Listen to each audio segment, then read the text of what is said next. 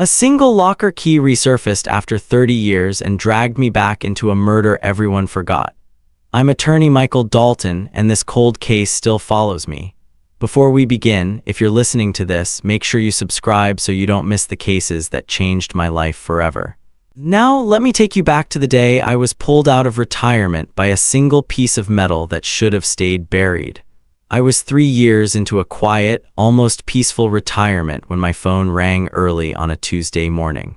The number was unfamiliar, but the voice on the other end wasn't timid or uncertain. "Mr. Dalton, this is Detective Lena Ward, Cold Case Division. We found something connected to one of your old files." She didn't say which file. She didn't have to. Something in her tone made my stomach tighten like it used to on the eve of a trial. I drove to the precinct, expecting paperwork or maybe a photograph. But when I stepped into her office, she didn't waste a second. She slid a small plastic evidence bag across the desk. Inside, it was a rusted storage locker key, dull and worn, the numbers barely visible, yet somehow I recognized the shape before I could read it. "This was found yesterday inside the wall of a building being demolished," she said. "Renford Storage Facility." I exhaled slowly. "That place was torn down decades ago." "Exactly," she replied. "This key was hidden. Someone wrapped it in cloth, pushed it deep inside the structure like they never wanted it found." I looked closer. The number carved into the metal, faint, almost scratched away, was 27 billion. The air in the room shifted. That locker number belonged to one case. Emily Hartman, 19 years old, bright future. Found dead in 1994 under circumstances that never added up. A case I tried to bring justice to but couldn't. A case that buried itself in my mind and refused to come out. "This key was never logged," I said quietly. "It wasn't in the original evidence box." "Which means," Ward added, "someone hid it after the investigation." "Someone close," I murmured. She opened the old case file and placed it beside the key. The cardboard was yellowed with time, the ink smudged, and my handwriting on the corner looked like a message from a younger, hungrier version of myself. I hadn't seen Emily's photo in nearly 30 years, but there she was, smiling, carefree, clueless that someone out there had already decided her fate. Ward leaned forward. "Mr. Dalton, the locker this key belongs to is still standing." I frowned. "Impossible, the whole structure was destroyed." "Not completely," she said. "One section of original lockers survived, the row containing 27 billion. Something cold settled in my chest. "Why come to me?" Ward paused, choosing her words carefully. "Because your name was found written inside the wall where the key was hidden." That stopped me. My name, faded but clear enough to identify. "We think the person who hid the key also left a message for you." A message from 30 years ago, a message I never received. A message buried behind a wall. I didn't know whether to feel disturbed or responsible, but one thing was certain. I couldn't walk away. We drove to the site together. The demolition crew had halted work around the row of surviving lockers, twisted metal frames, cracked floors, dust hanging in the air like ghosts refusing to leave. There it was. Locker 27 billion, rust-eaten, silent, waiting. "If this key opens it," Ward said softly, "then someone hid evidence from the original case." "Or planted something new," I replied. My pulse thudded in my ears as I approached. 30 years of unanswered questions stood between me and that door. I took the key, its metal cold enough to sting. For a moment, my hand trembled, not from fear, but from the weight of everything this locker represented. I slid the key in. It fit perfectly, too perfectly. I turned it slowly. It clicked like it had been waiting for decades. The door creaked open, dust spilling out like old memories escaping the dark. Inside, sitting neatly in the center, was an evidence box with my initials on it, MD, as if I had sealed it myself yesterday. But I hadn't. The box was wrong. The tape was too new. And when I lifted the lid, I felt something I hadn't felt in years, dread. Something was missing, something that should have been there, and something else had been added. My hand brushed against cold metal. I pulled it out and froze. It was a wristwatch, old, cracked, stained with what looked unmistakably like dried blood. A watch that was never part of Emily's case. A watch I had never seen before. I flipped it over. The engraving on the back nearly stopped my heart. EH for Dad, Emily Hartman, her father's initials, a gift from daughter to father, a gift found hidden in a locker connected to her death, a gift covered in blood, and as I stared at it, one thought hit me harder than anything had in my career. Why was Emily's father's watch inside a locker that should have been empty? And why was someone trying so hard to keep this hidden for 30 years? The watch sat in my hand like a piece of the past that should never have resurfaced. For 30 years, the case file insisted Emily Hartman died with no personal items missing, no unusual belongings found, no signs of a struggle that hinted toward a family member. Yet here I was holding something that rewrote the foundation of the entire investigation. Detective Ward's eyes locked on the engraving. "Why would her father's watch be here?" she asked. I didn't answer immediately because the truth was I didn't know. Back in 1994, Emily's father, Richard Hartman, had been cooperative, or at least he appeared to be, emotional, broken, shaken by the loss of his only daughter. I remembered the look on his face in the interview room, red-rimmed eyes, trembling hands, a voice that cracked on every other sentence. But memory is tricky. Pain can be rehearsed, tears can be manufactured. And lies can be told with the smoothest sincerity. I sealed the evidence box and stepped back. "We need to reopen the entire chain of custody," I said. "Everything logged in 1994, every officer on the case. Every witness statement," Ward nodded. "And the father, we talked to him last," I replied. "If he's involved, we don't give him time to prepare."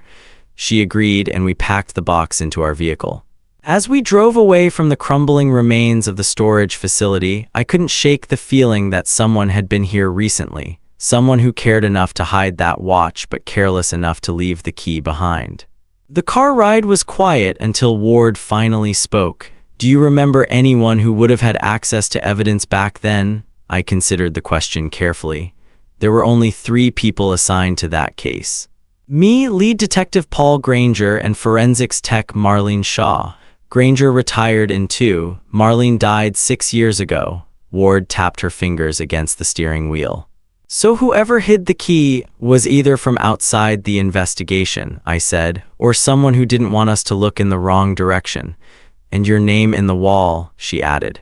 Why write that? That unanswered question sat heavier than any clue. 30 years ago, someone deliberately wrote my name inside that wall, someone who either trusted me or wanted me to discover something only after a long, deliberate delay. But why 30 years later? Why now? Back at the precinct, Ward spread the contents of the old case file across the table. I hadn't seen these pages in decades, yet the photographs, the reports, the summaries, they all returned like memories I wished had stayed forgotten. Emily's body was found near an abandoned lot. No signs of robbery, no evidence of assault. Cause of death, severe trauma to the head. The timeline of her last 24 hours was full of contradictions, half-truths, and odd details that made the case nearly impossible to piece together back then. "Look at this," Ward said, pointing to a testimony. The roommate told investigators Emily was scared of someone. She wrote that in her statement. Why wasn't this considered more seriously? Because the roommate couldn't identify who, I said. There was no proof, Ward studied me, but what if the proof was in the locker the entire time? That possibility hit harder than I wanted to admit. If the watch was placed inside the locker before or after Emily's death, it suggested a second location connected to the crime, one we never considered.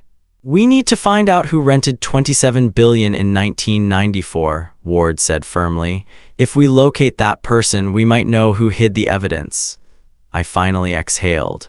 "There's only one way to do that." We drove across town to the City Records Building, an old stone structure that felt like a tomb for forgotten paperwork. After a long wait, the clerk returned with the rental ledger from 1994. Dusty, fragile, and filled with faded signatures. Ward placed the book on the table and opened it carefully, scanning down to the section labeled May-July 1994. My pulse slowed when I saw the entry. Locker 27 billion rented under the name Dan Reeve, the ex-boyfriend. The one person Emily argued with a week before she died. The only suspect who disappeared right after questioning. But something was off. The signature was sloppy, almost too sloppy. I leaned closer. The handwriting didn't match Dan's police records. Someone else had signed his name. someone who wanted the rental to point straight at him. Someone who wanted the blame to sit squarely on the shoulders of a young man who conveniently vanished. So Dan Reeve didn't rent the locker, Ward said. Someone used his identity. Someone who knew the police already suspected him. Ward flipped the page. The rental was paid in cash, no phone number, no address, nothing that could identify the real person behind it. Whoever did this, I said slowly, was organized, careful, and connected enough to know how investigations work. Ward's expression darkened, meaning someone close to the victim or someone close to the police. That thought pulled me into silence. I scanned further down the paperwork. At the bottom of the rental form, barely visible, was a smudge just enough to indicate someone's fingerprint might have been left behind originally. "We need lab work on that smudge," Ward said. "It's probably faint after 30 years, but even a partial could tell us something."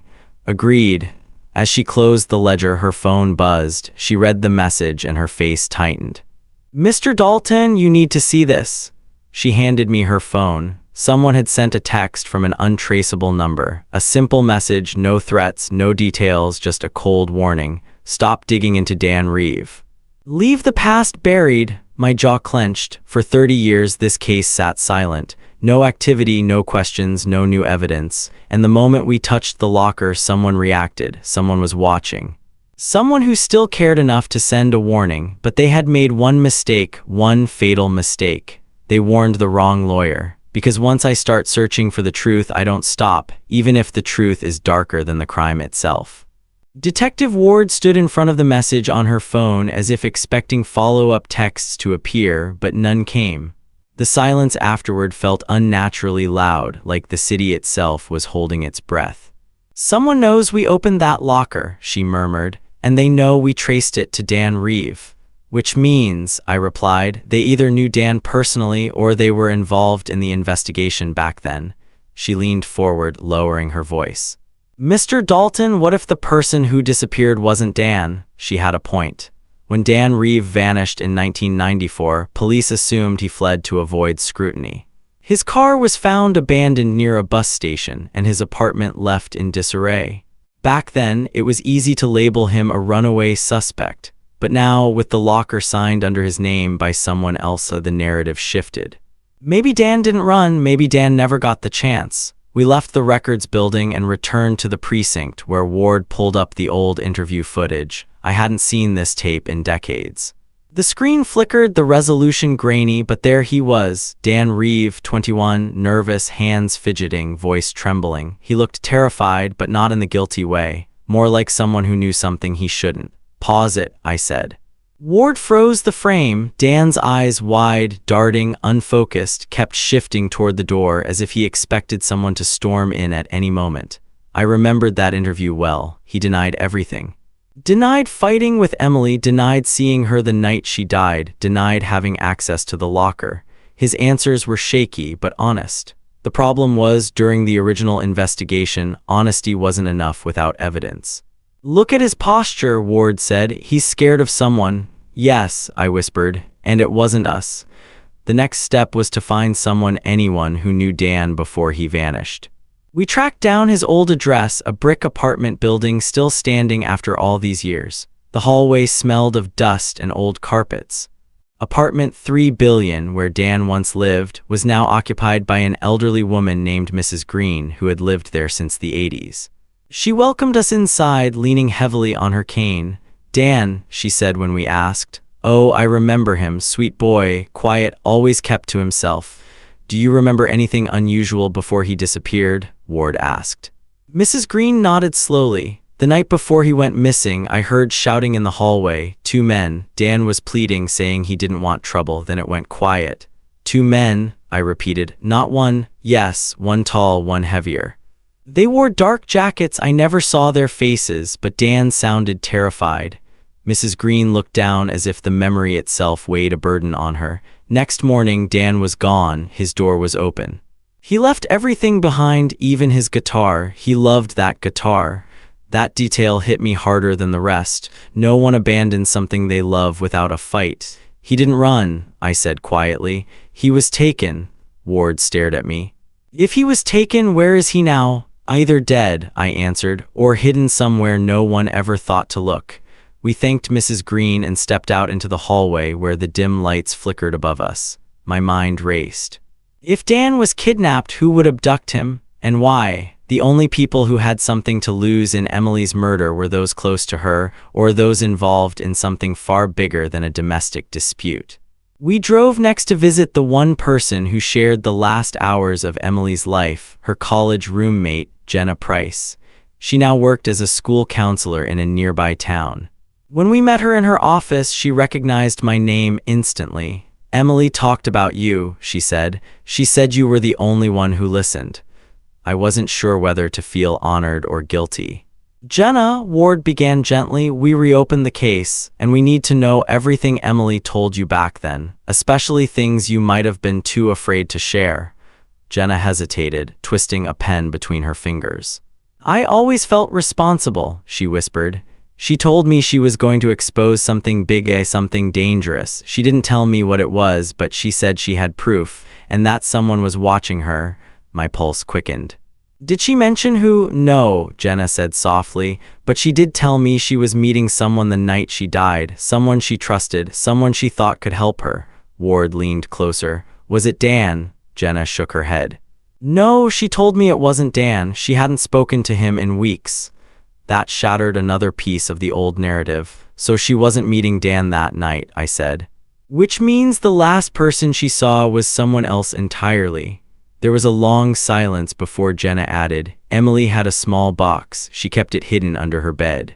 I never saw what was inside, but she told me if anything happened to her, that box would explain everything."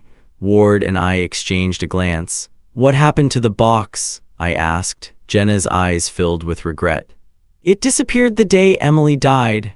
The missing item, the one thing Emily said would reveal the truth, gone for 30 years, unless that box was transferred to the storage locker." I stood up. "Jenna, one last question. Did Emily ever mention her father in relation to this? Anything unusual?" Jenna hesitated. Then she said something that made the room feel colder. "Emily loved her father, but she didn't trust him completely. She said he was hiding something she discovered by accident." I felt something twist inside my chest. Emily feared her father. Emily had proof. Emily met someone other than Dan, and Dan was kidnapped the night before he vanished. Everything was pointing in one direction, one name, one shadow looming over the entire case. "Mr. Dalton," Ward said quietly as we left the building, "I think Emily's father was involved far more deeply than we realized." I didn't respond because I was already thinking one step ahead. If Emily's father was involved, and if Dan Reeve knew something, then someone from that time period was still trying to protect a secret. And if they kidnapped Dan 30 years ago, then they might not hesitate to go after us now. My phone buzzed in my pocket, another untraceable number. This time the message was shorter, colder, more direct. "Last warning, stop." I stared at the screen for a long moment, then I looked at Ward. "We're getting close," I said. And close in a case like this was the most dangerous place to be. The second anonymous message hit harder than the first, not because of the words themselves, but because of the timing.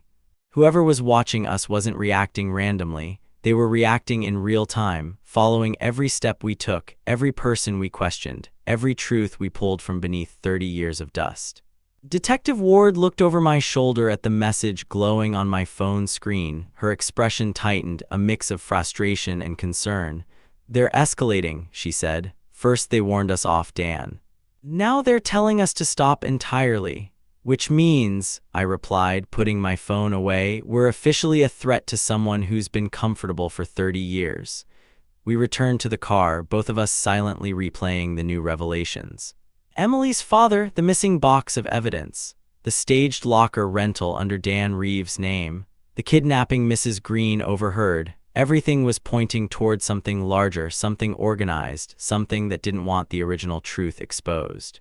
Ward started the engine. "We need to talk to the original lead detective," she said. "Paul Granger, he's the only one still alive who handled evidence back then." "Granger's not going to like this," I replied. "He hated revisiting old work." "Well," she said sharply, "he doesn't get a choice. His address hadn't changed in over a decade. He lived in a quiet suburb on a street lined with maple trees and neat lawns, an image far too peaceful for someone who had once held the threads of a murder investigation in his hands.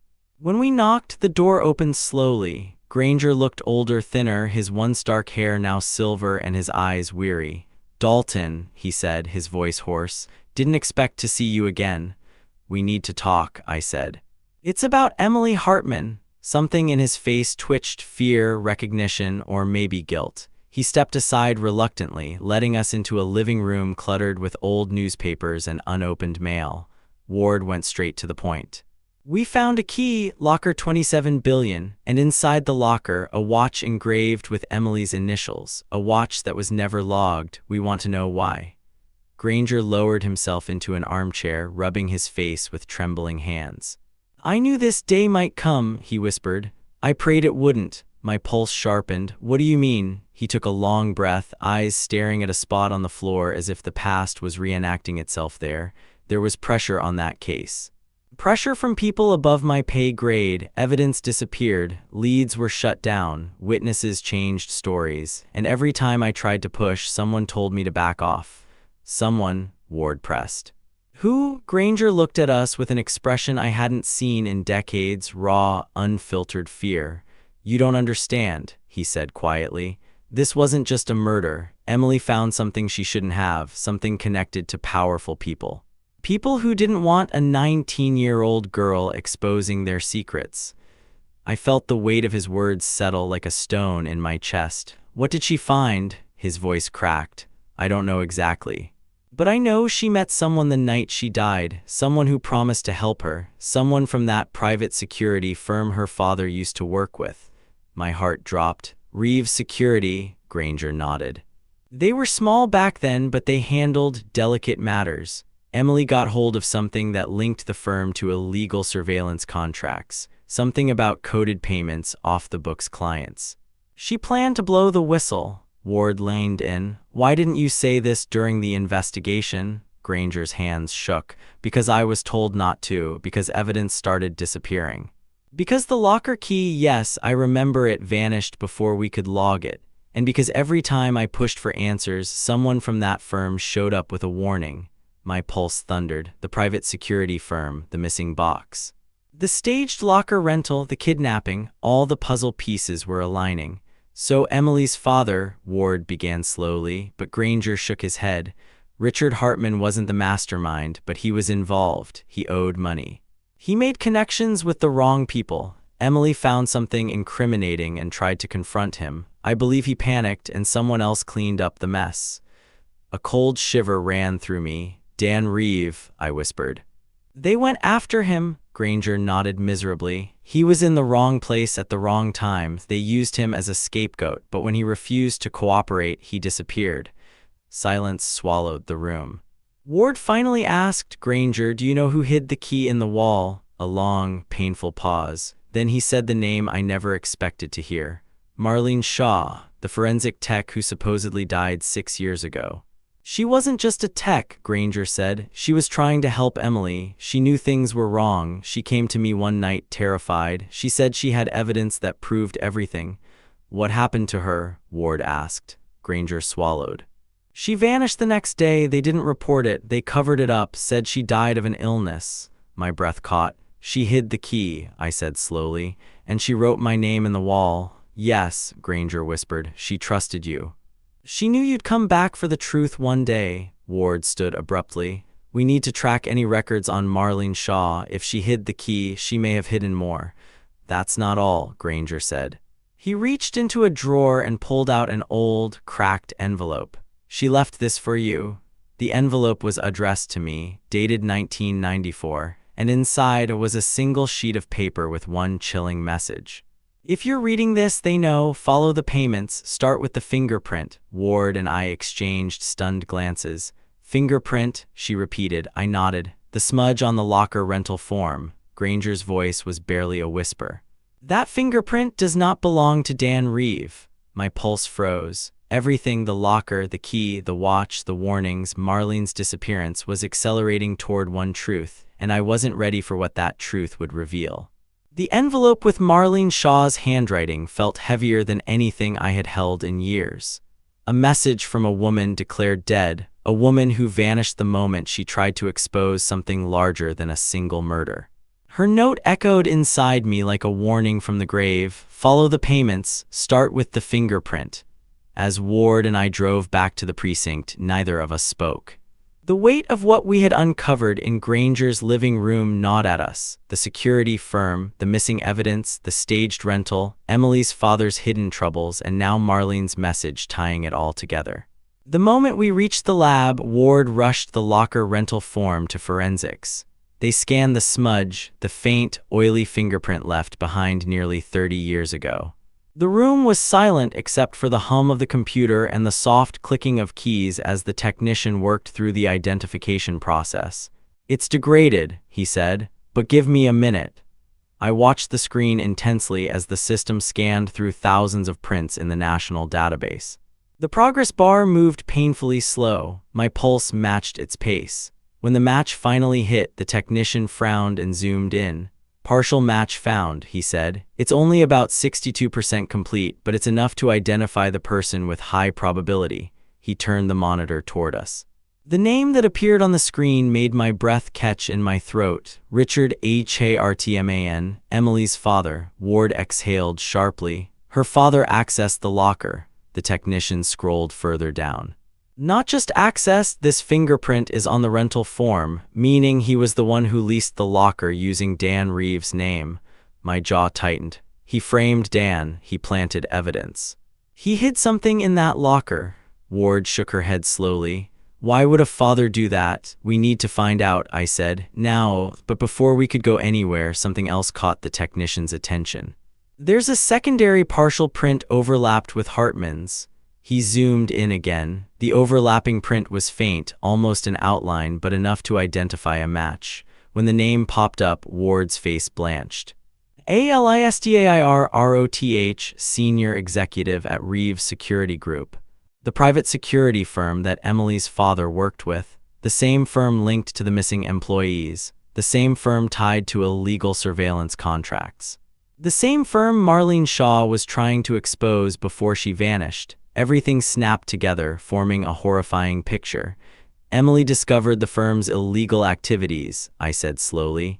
"She tried to confront her father. He couldn't destroy the evidence alone, so he involved Roth." Ward swallowed hard. "And when Emily refused to stay quiet, they silenced her." I felt something inside me turn to steel. "And when Dan Reeve learned the truth, they took him too." Ward nodded, her voice tight. "And when Marlene tried to expose the cover-up, they eliminated her." The room fell into a heavy silence broken only by the soft hum of the machines. I steadied myself. "We need to talk to Richard Hartman. Now." As we headed to Emily's father's home, I replayed every memory I had of him from 1994. The trembling hands, the devastated voice, the sorrowful eyes. Had any of it been real, or was he simply a desperate man hiding behind the mask of a grieving parent? Hartman's house was in a quiet neighborhood that looked almost frozen in time, fresh lawns, porch lights still on in the early evening. His car was parked in the driveway, his curtains drawn. Ward knocked firmly. "Richard Hartman?" No answer. She knocked again, still nothing. I tried the handle, locked, but something felt wrong, too quiet, too still. Ward moved to the side window and peered inside. "Michael," she whispered. I joined her. The living room was a mess, papers scattered everywhere, drawers pulled out, cushions slashed open. Not just a break-in, a frantic search. Someone had torn the place apart. "Someone got here before us," Ward said. "Looking for something, or looking for him." I stepped back and scanned the yard, tire marks near the curb, fresh ones. Ward called dispatch immediately. "We have a possible kidnapping or attack, requesting immediate units at..." Before she could finish, her phone vibrated. "Unknown number." Again, she answered cautiously. A distorted voice crackled through. "You were told to stop." She stiffened. "Who is this?" "Walk away, detective, and tell Dalton to walk away too." "Richard Hartman," Ward said firmly. "Where is he?" Silence. Then the voice spoke 5 words that froze every muscle in my body. "You won't find him alive." The line went dead. Ward lowered her phone slowly, her breath shaky. "They took him," she whispered, "just like they took Dan." I scanned the neighborhood again, looking for anything, movement, sound, shadow, but there was nothing. Whoever was behind this was efficient, calculated, and untraceable. They're cleaning up loose ends, I said. And Hartman was a loose end. Ward clenched her jaw. If they went after him, they might come after us next. She wasn't wrong. We had reopened a wound that powerful people wanted sealed forever. As we searched Hartman's ransacked living room for clues, I noticed something wedged between the floorboards, a tiny plastic card. I pulled it out. A storage slip. A receipt, payment from 1994. A payment made to Reeves Security Group from an unregistered account using Richard Hartman's initials. Ward's eyes widened. This is it. This is the first payment Marlene told you to follow. The receipt listed a name for the account holder. Not Hartman, not Roth, it was someone else, someone we had overlooked, someone with access, resources, and the perfect cover. My stomach tightened as I read the name quietly to myself, someone none of us suspected. And as I said the name aloud, Ward's breath caught, because the name we found belonged to a man who had been connected to the case from the very beginning. A man who had stayed silent for 30 years, a man we had spoken to earlier that day, Detective Paul Granger. For a long moment, neither Ward nor I spoke. The name on the old receipt stared back at us, mocking everything we thought we knew about the original investigation. Detective Paul Granger. The same man who trembled while telling us he was pressured. The same man who acted like a victim of a larger conspiracy. The same man who handed us an envelope from Marlene Shaw, an envelope he claimed was left behind for me. But now his name appeared on a 1994 transfer slip to Reeves Security Group, a payment made the same week Emily Hartman was killed. He lied to us, Ward whispered.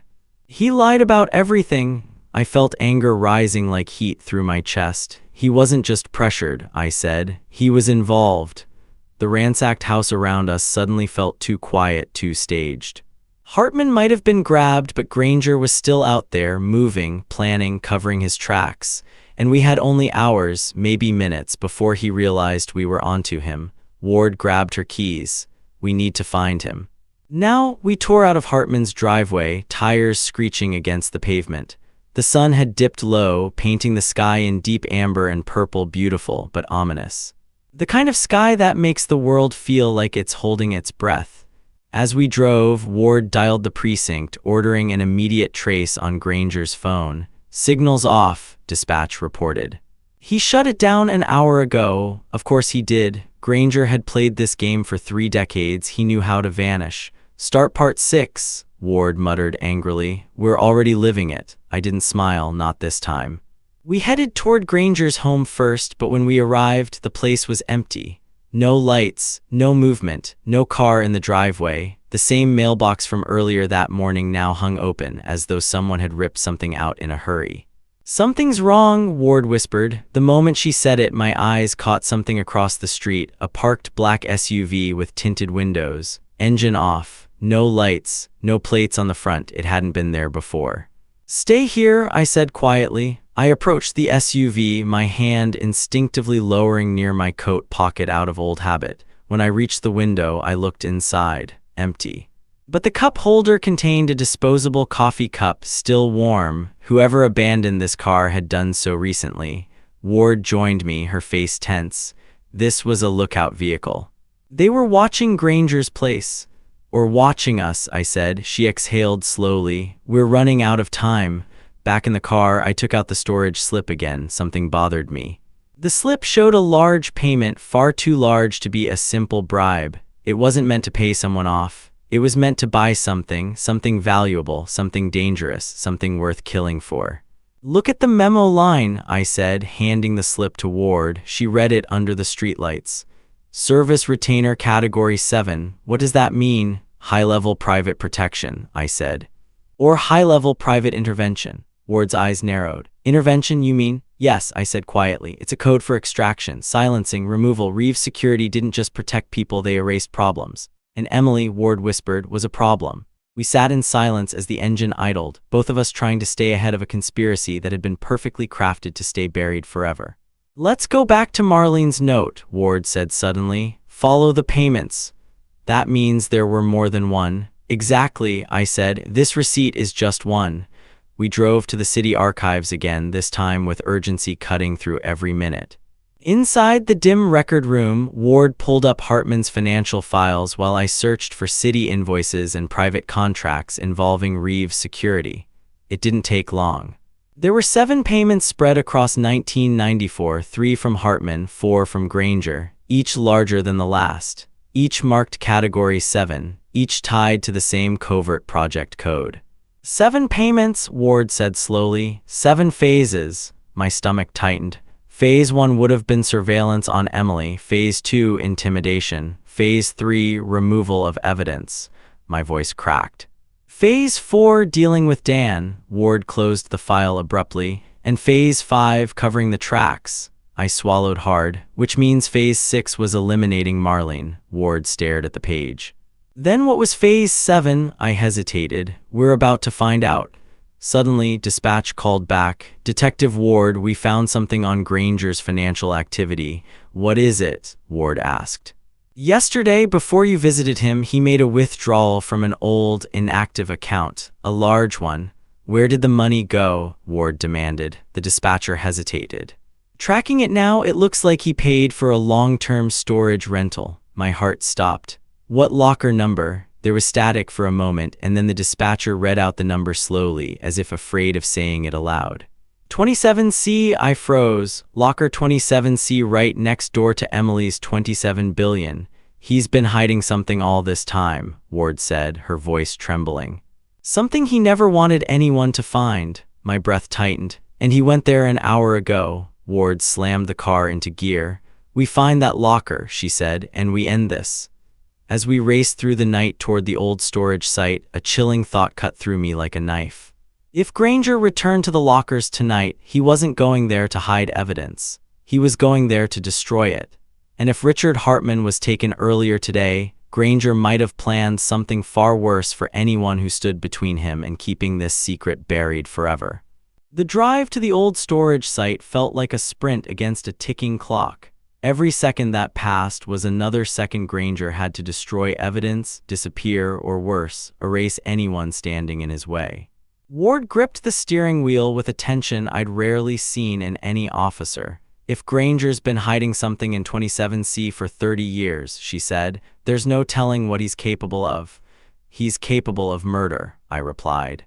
We just don't know how many. The night swallowed the road as we approached the abandoned facility again, its rusted frame looming like a skeletal giant in the darkness.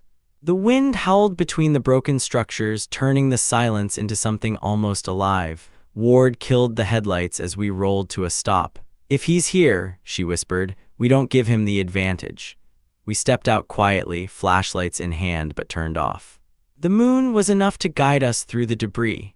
The old locker row where 27 billion sat, Emily's locker, stood in a long shadow, and beside it, barely visible, was 27C. Ward and I moved carefully, breath slow, footsteps quiet. Then I saw it, a faint glow like the beam of a small flashlight leaking through the cracks around locker 27C. Someone was inside. He's here, Ward murmured. She unclipped her holster. I reached out and lightly grabbed her arm. Granger's desperate. If he sees a badge, he might shoot. We can't let him destroy what's inside that locker, she whispered. We won't. We approached silently until we were only feet away from the metal door. I could hear rustling inside, papers shuffling, something metallic clinking, and then I heard Granger's voice, low, panicked, talking to himself. Too late, too damn late, should have burned this years ago. They're coming, they know. Ward took position on one side of the locker door and I took the other. She mouthed, on 3. I nodded. 1, 2, 3. Ward swung the door open. Police, step away from the evidence. Granger jerked around, startled, his flashlight dropping and clattering on the concrete floor. For a moment, the light flickered across his face and the shock in his eyes was unmistakable. Dalton, Ward, what are you doing here? His voice cracked, thin and desperate. We should be asking you that, Ward said, gun steady, tone sharp, hands where I can see them. Granger slowly raised his hands, breathing uneven. He looked nothing like the tired old detective we met earlier. This was a man cornered, unraveling, drowning in the weight of secrets he'd carried too long. I stepped inside the locker. It was larger than most, a storage unit rather than a simple cubby. Papers littered the floor, boxes overturned. A metal container lay open, filled with documents stamped with the Reeves Security Group logo. Files, payments, schedules, surveillance logs, and in the corner, half buried beneath a tarp, I saw it. A small, dented metal box with a faded college sticker on top. My heart stopped. "Ward," I whispered. "This is Emily's box." The same one Jenna said disappeared the day Emily died. My pulse pounded as I picked it up. Before I could open it, Granger lunged forward. "Don't." Ward immediately stepped between us, gun aimed. "Sit back down." Granger froze, chest heaving. "You don't understand," he said, voice trembling. "If you open that, none of us will make it till morning." His eyes were wet, frantic, pleading. "They'll kill all of us. They killed Marlene. They took Dan, they took Hartman, they'll wipe us clean." Ward's voice was ice. "Who is they?" "Paul, Reeves Security, Roth." Granger shook his head violently. No, it's not just them anymore." "Then who?" I demanded. His silence stretched a beat too long. "The people who funded them," he whispered. "The ones who hired them, the ones who needed Emily gone because she stumbled onto something massive." "What did she find?" Ward pressed. Granger swallowed hard. "A ledger, a coded ledger showing illegal federal contracts handed off to private firms, surveillance on judges, on state officials, on whistleblowers." Emily found proof that Reeves Security wasn't just doing quiet jobs, they were manipulating investigations, steering outcomes, controlling cases. "And her father?" I asked. Granger squeezed his eyes shut. "Hartman was in debt. He let them use his daughter's college account to funnel payments. She discovered it. They panicked." My blood ran cold. "They killed her." "Yes," Granger whispered. "And when Dan found her box, they took him too. And when Marlene tried to expose it, they erased her." Ward took a slow breath. "And you," Granger's voice cracked into a sob. "They threatened my family. They told me if I didn't help cover it up, my wife and son would disappear. I did what I had to do." I stepped closer, anger burning through me. "You staged evidence, you hid the key, you silenced witnesses." Granger broke. "I didn't kill anyone, I just helped them clean up. I thought it would end. I thought they'd let me walk away." Ward clenched her jaw. "You kept all of this hidden for 30 years. To keep my family alive," he screamed. "I wasn't protecting them, I was protecting myself." His voice cracked.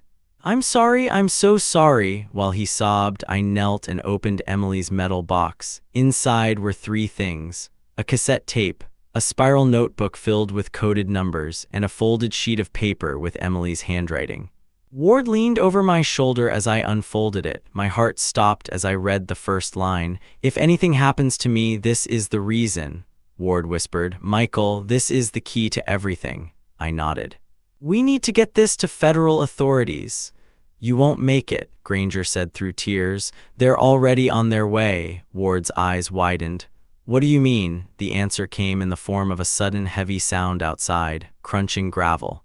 Multiple footsteps, tires skidding, doors slamming, a faint voice shouting an order. Granger slumped back. "I told you, they're here." The sounds outside the storage facility grew sharper, heavy boots crushing gravel, low voices giving orders, a vehicle door slamming shut with an unmistakable authority. Whoever had arrived wasn't trying to stay quiet. They weren't sneaking in, they weren't hiding. They were closing in confidently, like hunters who already had the kill cornered. Ward and I exchanged a single look, no fear, no panic, just the sharp understanding that whatever happened next would dictate whether Emily's truth finally saw daylight or was buried forever. Granger slumped against the locker wall, shaking uncontrollably. "I told you, you should have left it alone." Ward raised her weapon and moved to the edge of the locker, using the metal door as cover. "Dalton, grab the evidence. We're not going down without taking the truth out of here."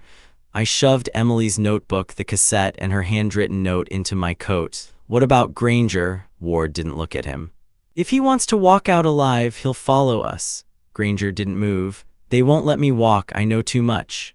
"Then you decide," Ward said coldly. "Either you die here for nothing or you walk out with us and testify." Before he could answer, a loud voice echoed across the empty storage corridor. "Detective Ward, Attorney Dalton, step out slowly with your hands visible." Ward's eyes narrowed. "That's not police." No, it wasn't. The voice had authority but not the cadence of trained law enforcement.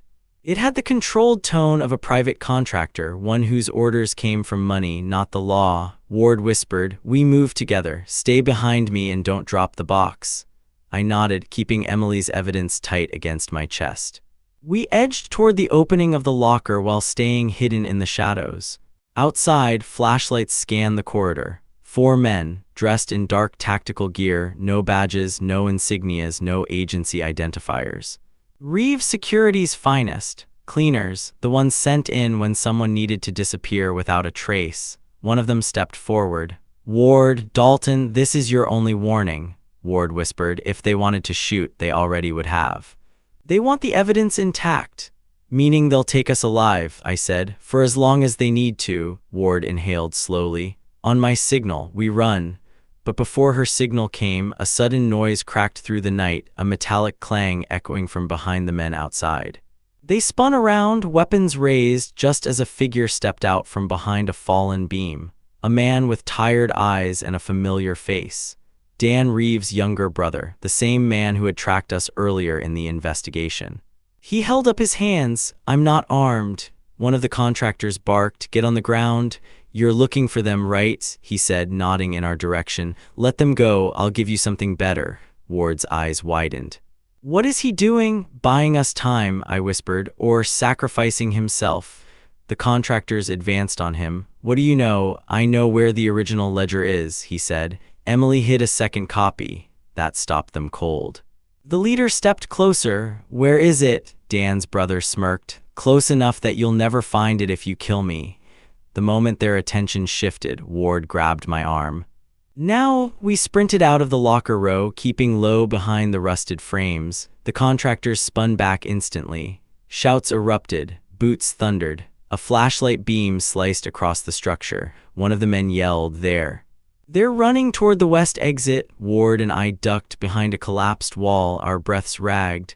"There's a gap in the fence," she whispered. 5 yards north, if we reach it." A gunshot exploded behind us, slamming into the metal above my head. Ward grabbed my coat. "Move." We darted forward, dodging between concrete pillars and rusted beams. Another shot rang out, then another. One bullet tore through my sleeve. I felt the heat, but not the pain.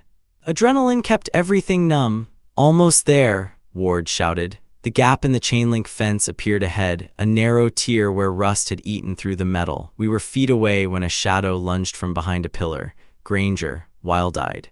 Terrified, he blocked our path. "Take me with you," he begged. "Please, they'll kill me." Ward shoved him hard. "Move," but Granger latched onto my arm. "Dalton, I can help. I still have contacts." A sharp crack cut the night.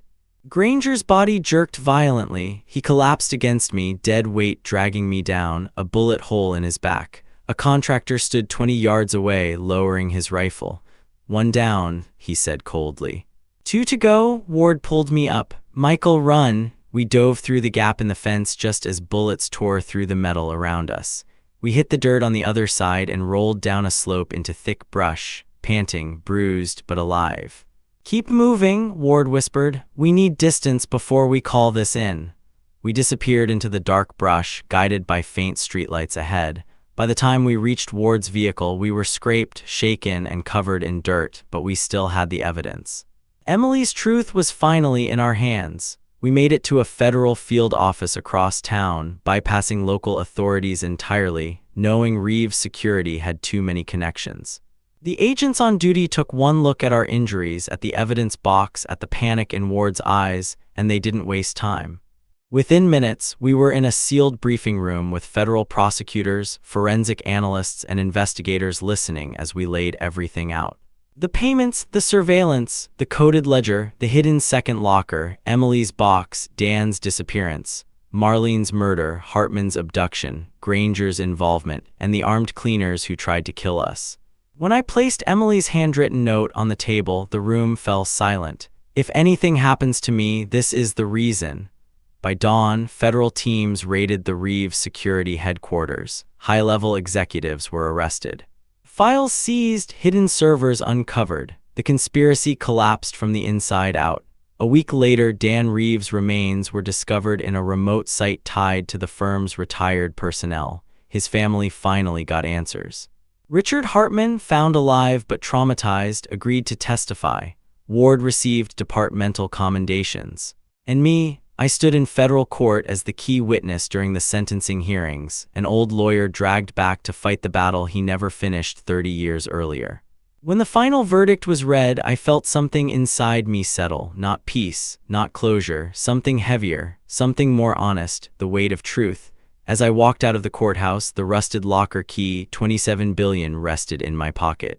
Cold, silent, a reminder. After 30 years, Emily Hartman's voice had finally been heard, and I carried the truth with me not as a burden but as a promise I finally kept.